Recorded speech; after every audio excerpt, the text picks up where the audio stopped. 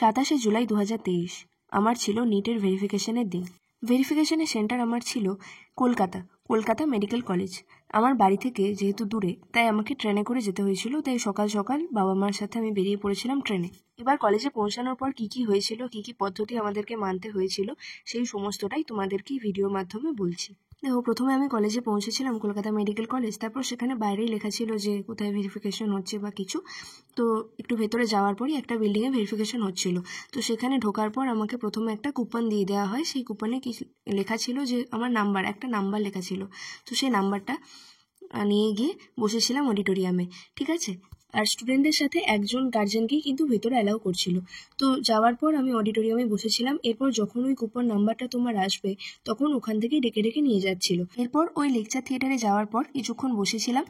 এখানে কিন্তু কোনো গার্জেনকে অ্যালাউ করছিল না, অনলি স্টুডেন্টকেই যেতে দিচ্ছিল।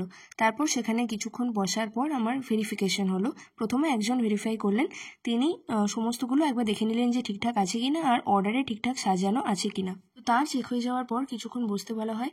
তো এইটা কিন্তু অনেকক্ষণ অপেক্ষা করতে হবে, মানে তোমার ফাইনাল ভেরিফিকেশনের আগে কিন্তু বেশ খানিকক্ষণই বসে থাকতে হয়েছিল, প্রায় 1 থেকে 1.5 ঘন্টা কিংবা তার বেশিও বসে থাকতে হয়েছিল। তারপর আমাদেরকে ফাইনাল ভেরিফিকেশনের জন্য ডেকেছিল। সেইখানে কয়েকজন স্যার ম্যাডাম বসেছিলেন। তারা কি করছিলেন, তোমার সমস্ত অরিজিনাল ডকুমেন্টসগুলো ভেরিফাই করে তারা যে জেরক্সগুলো তোমাদেরকে নিয়ে যেতে বলা হয়েছে, সেই জেরক্স কপিগুলো কিন্তু তারা নিয়ে নেবেন। তো এটাই হবে তোমাদের ভেরিফিকেশন। তারা কিন্তু এই জেরক্স কপিগুলো রেখে দেবেন, বাকিটা তোমাদের কাছেই দিয়ে দেওয়া হবে। তো এখানে দেখতে পাবে তোমরা, এই যে সিটটা আমি তোমাদেরকে আগেও ভেরিফিকেশনের জন্য লাগবে বলেছিলাম, সেই অনুযায়ী কিন্তু অর্ডারে সাজাতে হয়েছিল। এই অডিটোরিয়ামে গিয়ে বসেছিলাম। তো তারপর এখানে বাইরে সমস্ত গার্জেনরা অপেক্ষা করছিলেন। এটা হচ্ছে ফাইনাল ভেরিফিকেশন যেখানে হচ্ছিল, সেই লেকচার থিয়েটারের বাইরে। তো এই জায়গাটাতেই হচ্ছিল আমাদের ভেরিফিকেশন, এই বিল্ডিংটায়। এবং তারপর আমাদের ভেরিফিকেশন হয়ে গেল। প্রায় 9টা সাড়ে 9টায় আমি পৌঁছেছিলাম এবং আমার সময় লেগে গেছিলো প্রায় বেরোতে 3টে সাড়ে 3টে। তো অনেকটাই সময় লাগবে। একটা কথা বলবো যে একটু তাড়াতাড়ি যাওয়ার চেষ্টা করো, তাহলে কিন্তু তোমার তাড়াতাড়ি হয়ে যাবে।